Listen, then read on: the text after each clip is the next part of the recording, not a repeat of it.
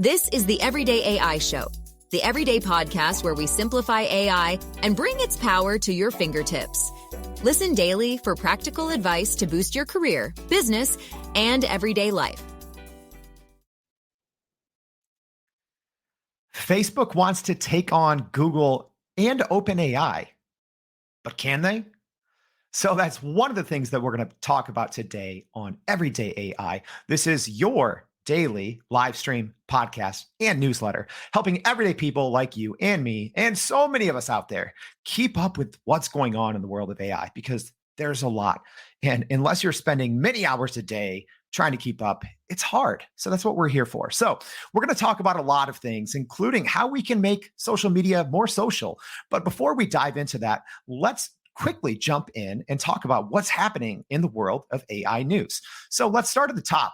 Meta, so the Facebook parent company, they want to take on Google and Microsoft, at least when it comes to generative AI.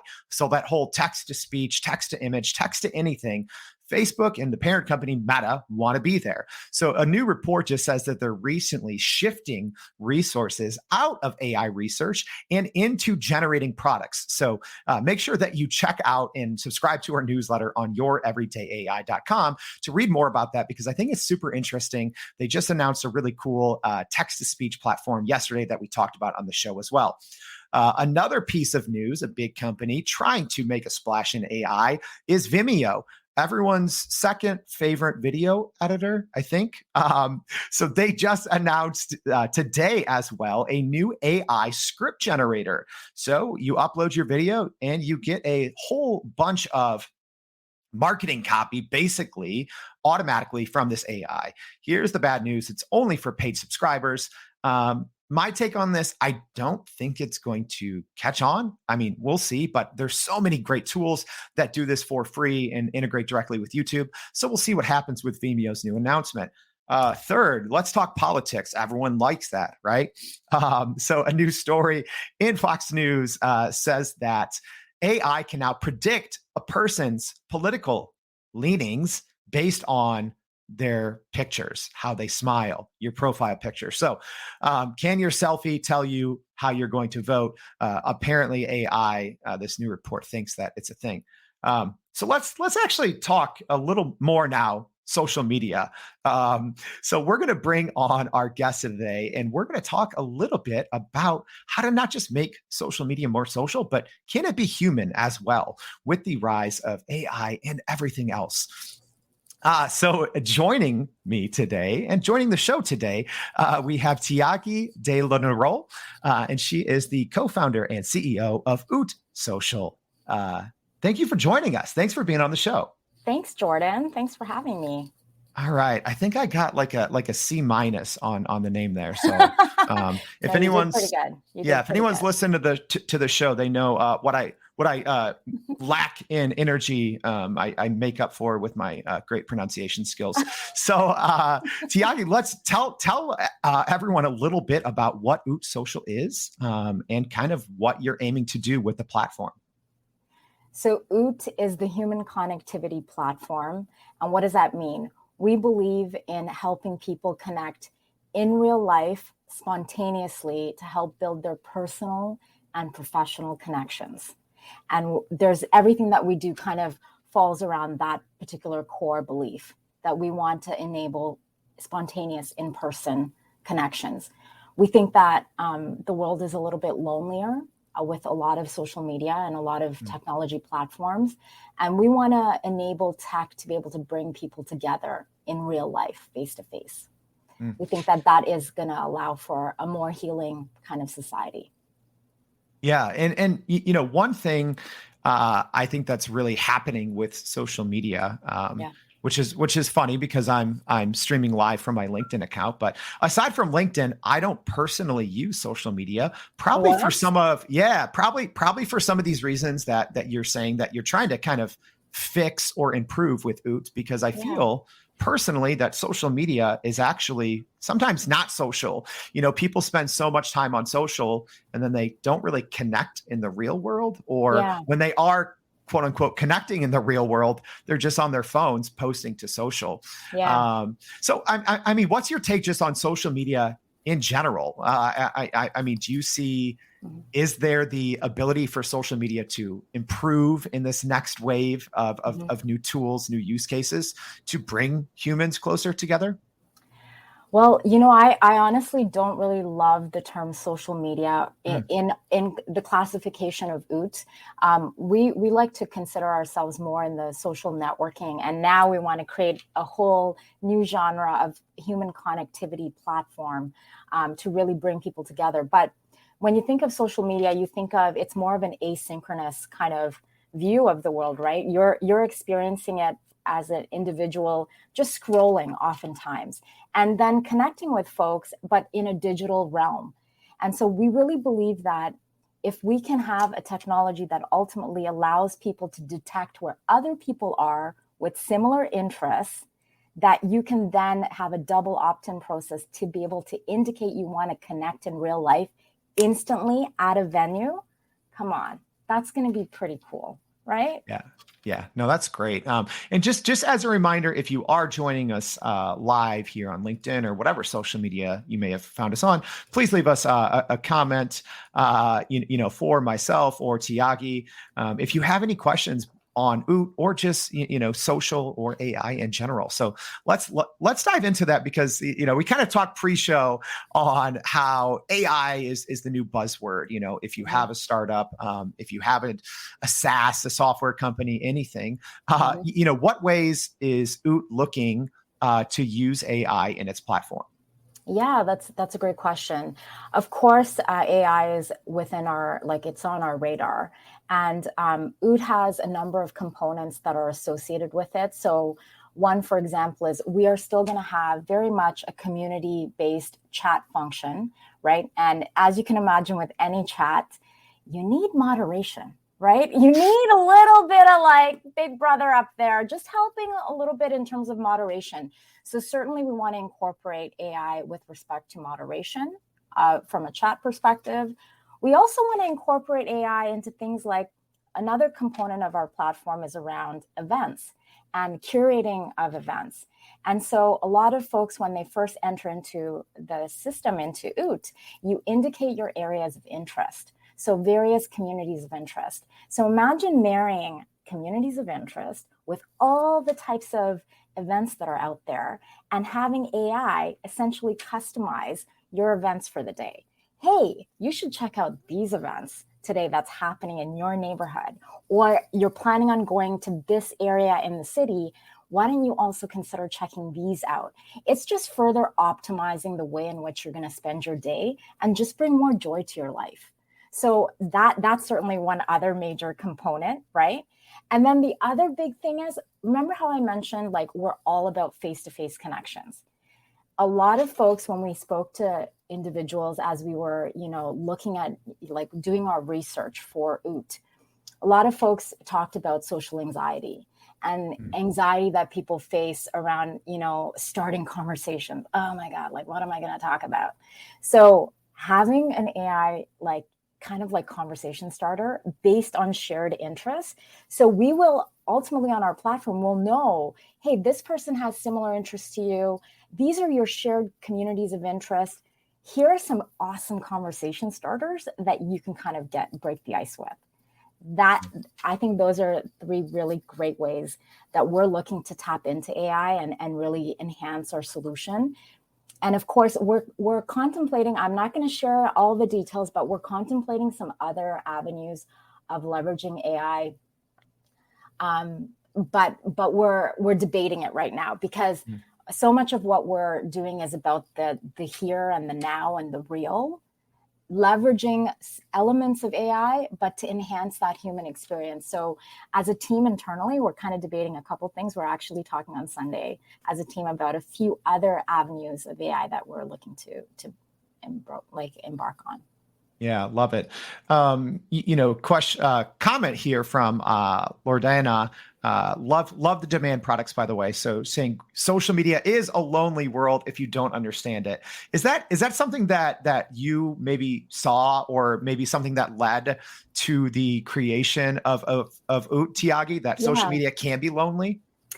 Well, I'm going to tell you a little bit about the origin story, right? About why this all came about. And it really started with my own struggles. So 5 years ago, I moved to an awesome, gorgeous condo in downtown Toronto on King West. That's a really happening spot in the city, normally. So I was in this condo. I started a new job. And of course, I had social media, right? I had all these friends, like hundreds of thousands of friends on social media. But then I also had my real friends, right, in real life. But many of them were living outside of the city. And so between all the thousands of friends I had on social media and all of these real friends that I had just living outside of the city, for some reason, I felt extremely lonely, extremely disconnected, even though if I were to walk outside the street, I could literally tap into patios where people were like all around, hanging out, having fun. But I felt like I didn't have a way to actually broker a conversation with folks on these patios. So I realized that something that was missing in the market was really around a platform that allowed me to understand where other people hung out with similar interests, that I could have that double opt-in to say, hey, you know what? I really want to join you guys. Is there a way? And for them to digitally accept so that I can have more fun in real life. Yeah. That's what I was feeling like was missing from the whole experience. Are you still running in circles trying to figure out how to actually grow your business with AI? Maybe your company has been tinkering with large language models for a year or more, but can't really get traction to find ROI on Gen AI. Hey, this is Jordan Wilson, host of this very podcast. Companies like Adobe, Microsoft, and NVIDIA have partnered with us because they trust our expertise in educating the masses around generative AI to get ahead. And some of the most innovative companies in the country hire us to help with their AI strategy and to train hundreds of their employees on how to use Gen AI. So whether you're looking for ChatGPT training for thousands or just need help building your front-end AI strategy, you can partner with us too, just like some of the biggest companies in the world do. Go to youreverydayai.com/partner to get in contact with our team, or you can just click on the partner section of our website. We'll help you stop running in those AI circles and help get your team ahead and build a straight path to ROI on Gen AI. I think that whole double opt-in thing is extremely important, just to, foster not just safety, but true connectivity, obviously requires that on both ends. So, we talked a little bit about, OOT and kind of what your vision for the future of connectivity is, but I want to talk a little bit about just how maybe you or the team internally is using different AI. I'm pretty sure you mentioned that you said you're kind of training kind of it to be your assistant a little bit, right? Like how are you using those tools? Yeah. Talk a little bit about that. Listen, I mean, between things like blogging, blog generation, we're using a number of tools with regards to how we leverage blogs, how we do our social media, our captions, how we generate images, how we, like, for example, there's some posts right now on our social media where I have used like Headshot Pro, for example, where it auto-generated headshots for me. And all you would do is you would submit a bunch of your pictures, right? I think it's about 20 pictures you have to upload in different kind of face positions. And then it will essentially find your pic. Now, I can tell you the pictures are kind of, yeah, exactly. So the pictures are it looks like, it doesn't quite look exactly like me. It looks like my cousin maybe, right? Or like maybe a sister of mine. So I think it's pretty good. The tech is pretty good.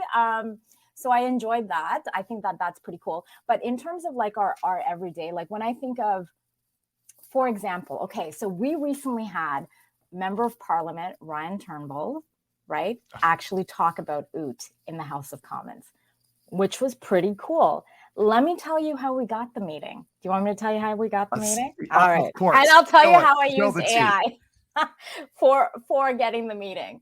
So I knew that Ryan Turnbull recently made an announcement of $755 million fund to help with social innovation. I went online, I took a look at some of the press release. I took some of the snippets from the press release. I then put into ChatGPT, like OOT's kind of mandate and who we are. I then said, create an email that's compelling to Ryan Turnbull, who has this as a mandate, and put together an email inviting him to our launch party event. And voila, right? A beautiful email was generated. Of course, it requires nothing in life is just via email. I always believe in true hustle, right? So I'm an enterprise salesperson. You know, that's been my career prior to me really starting OOT. And so I understand the mechanics of how to really land someone from from a hustle perspective. Yeah. So I sent the email across. I made a call into both their offices, both their Ottawa office and their Toronto office. And then between all of that, they eventually saw our information and really said, hey, wow, this is actually pretty cool. Yeah, we want to come. Yeah. We want to come to the event. It's so funny because you almost say that, and thanks for sharing that fun story, by the way. But no worries. I think now when people are, you know, landing deals or new partnerships or opportunities by using AI, it's almost like, oh, letting the cat out of the bag thing. But I think like as a society, like we need to shift, because that's almost like thinking like, oh, 10 years ago or 15 years ago, saying like, oh, I got this meeting by, you know, using Google, right? Like I don't think anymore that it should be like a taboo thing, right? This is how I see it. This is how I see it. So any CEO or any executive, most executives, they have executive assistants, and they have folks that ultimately do certain things on their behalf. They'll give a certain set of instructions to their executive assistants, oftentimes, right? And then the executive assistants will take it and go and execute against it. I see AI very similarly. I see AI, especially ChatGPT, as a form of executive assistant. It ultimately does a great number of work for you. You just have to be really cognizant of how you prompt engineer your prompts, right?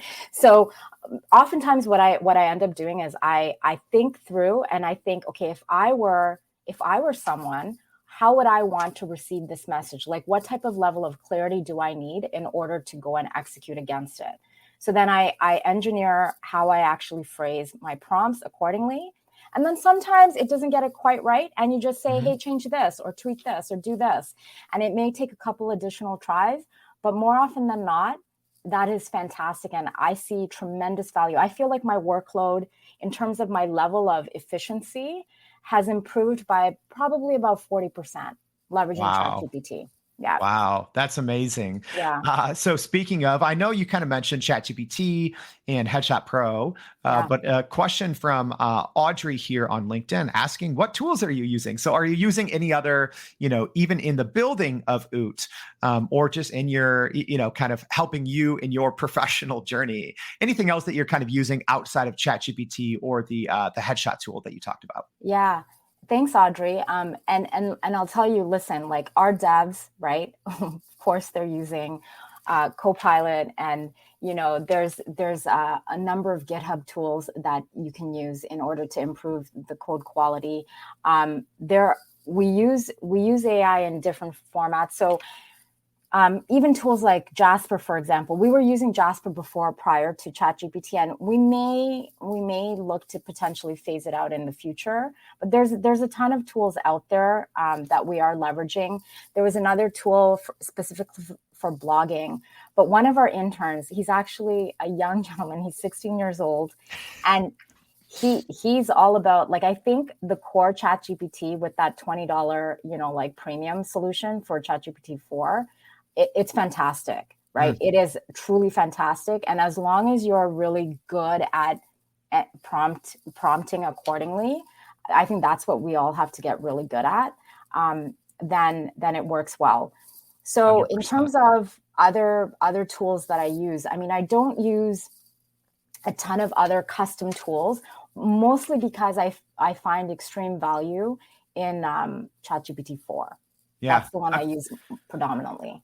Agree. I get a similar question all the time. They're like, "Hey, Jordan, you're talking AI every day. What's your tool set?" And it's like, yeah, I have access. Literally, we have accounts to hundreds with an S of softwares, but we spend the most time in ChatGPT for sure.